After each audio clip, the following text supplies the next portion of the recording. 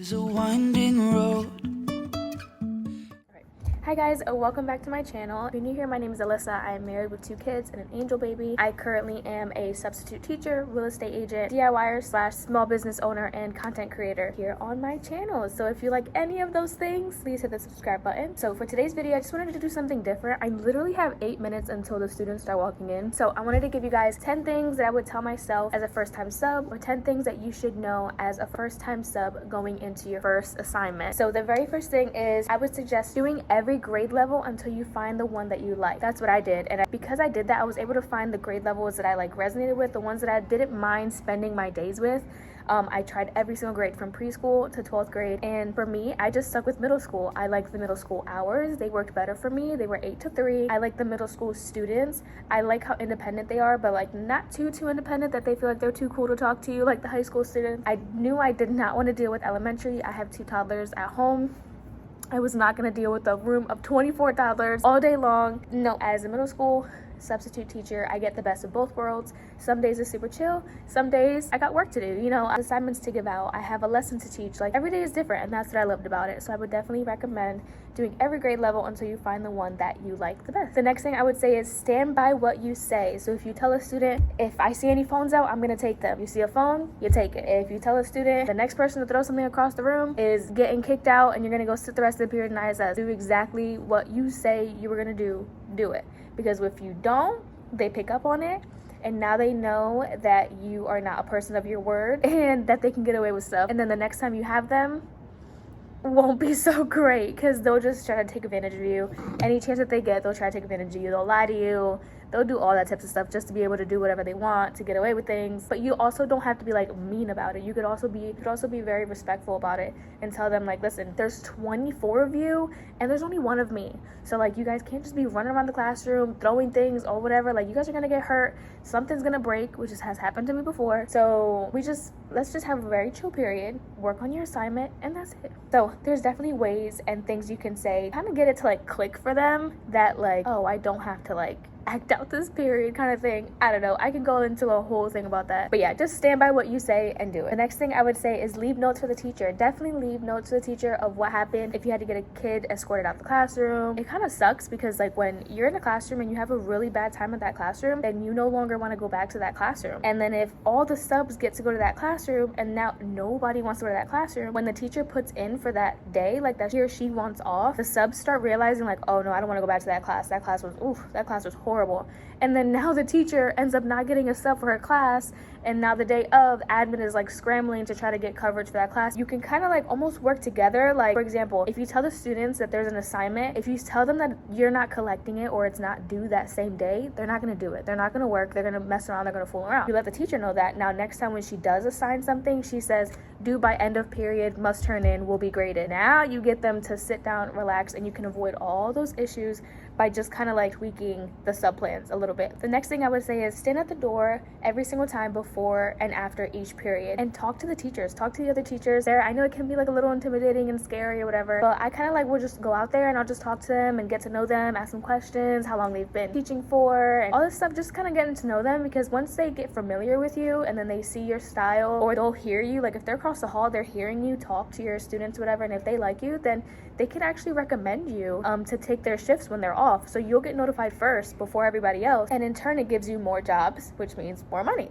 I was able to kind of build that sense of community almost whenever I go in the schools, because I was going to the same exact one, that even though I'm per diem, even though I work whenever I want to work technically, and I'm not an employee of the school, I still felt like I was a part of them, and they made me feel comfortable in that way, which was great. And I'm going to keep going to that school because I love that school so much. Okay, the next thing that I want to say is be prepared. Pack your bags. I made an entire video of what's in my sub bag in the beginning of the year, and then I made half of my one videos a couple videos ago showing you my updated bag now that I just do middle school. Bring snacks, bring water, bring your laptop, bring a book, pack a bag, be prepared, and bring stuff with you. Don't just bring your phone and your keys and then just sit here kind of staring at the wall. The next thing on my list is don't be afraid to take on the role of the teacher of the day, because technically you are the teacher of the day. If the teacher leaves like a packet that they have to read and then answer questions, and she doesn't necessarily say that it's like independent work and gives you the option, like if you want to read it out loud to them and then do it with them, do it with them. Time will go by so much faster, and you get that interaction with the students. And I don't know, like it just something about it, just like it adds more of that level of like respect that they give you, because now they see you as an actual teacher versus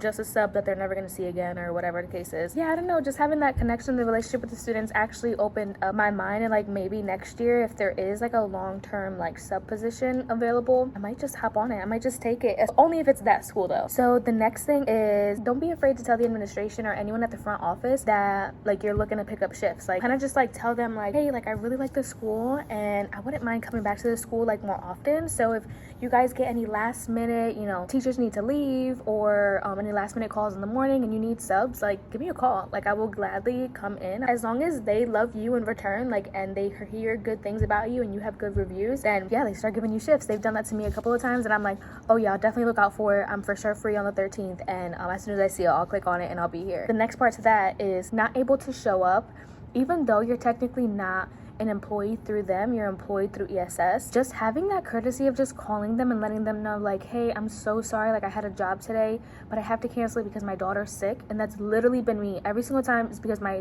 daughter or my son has been sick. That's the only times I've ever called out on them. And I will call like, my daughter's sick, she has strep throat again, and I'm gonna be out today and tomorrow, so I'm gonna have to cancel the shifts. Just giving you a heads up. And then they appreciate that. They appreciate that, and they remember that for next time. They know that you're just not like playing games, like you're not just calling off just to call off because you don't feel like working. Like it's like a genuine reason, and they want to bring you back, and then they'll give you more shifts, you know? So, and then if there is a full-time position ever open, they'll think of you. Okay, the next thing is be prepared to not get the shifts that you chose. I want to add this one in there because a lot of times when I've picked a shift, I'll get switched into like the gym class, and I'll be like dressed like this, like just like regular, you know, professional attire, and I'll be stuck in gym wearing flats and completely like not prepared. But if you go in with that mentality, like keeping a pair of sneakers in your car, or keeping like an extra, you know, something, like if you walk in, they're like, all right, we need you to cover the gym today, and you know for sure they're going outside. One time I was stuck outside a gym class for 6 periods with jeans, long jeans. It was not fun. I was sweating. I don't know, leave an extra pair of clothes in your car, or just sneakers. At the very least, bring sneakers, so that way you're not uncomfortable, because you will be on your feet all day, especially if you're in the gym. All right, the students are about to walk in now, so I'm gonna give you point number 10 once all the students leave for the day. All right, the final bell rang, the last student just walked out. Tip number 10 is be yourself. It sounds like, well, duh. No, like genuinely be yourself. Share some fun facts about you with the class. Like if it's a brand new class, kind of like an icebreaker almost. Like I told them like 3 things about myself, and then the next time that I saw them, I'd be like, do you guys remember the 3 things that I told you guys about me? Some of them will, some of them don't, some of them don't even remember your name. But just like things like that kind of like help them remember you, recognize you, and then just kind of builds that relationship with them. Just connect with them, talk to the students, ask them about their day, ask them what they like, what they don't like, is this their favorite subject, just things like that. Engaging with them and just letting them know that I still wanted to have that same kind of like teacher-student relationship, even though you're not their everyday teacher. When I go to the same school, generally a lot of the times I'm seeing the same students every single day, just in like their other subjects, or I'm seeing them every other day. So when they see me, they say, hi, Mrs. Rodriguez, just remember you. And it helps also make yourself feel really comfortable when you go in. You're not intimidated, you're not nervous. Like it kind of just like helps with the nerves and stuff. So those are the 10 things that I think you should know before going in for your first assignment as a new substitute teacher. I officially finished my first year as a substitute teacher, and I love it. I'm gonna keep doing it for as long as I possibly can. So good luck to you in your journey. And if you're thinking about becoming a substitute teacher and don't know where to start, I'll leave my referral link in the description box below. It is an affiliate link, so I do get some kind of like referral compensation, but it's not until like if you were to get hired and you worked a few times, that's when I actually get it. But every little bit helps, so I appreciate all your love and support for my channel. And if you're new here, please hit the subscribe button and hit the like button on this video, so that way it does well with the algorithm as well. And as always, I appreciate all your love and support, and I'll see you guys in my next one. Bye guys.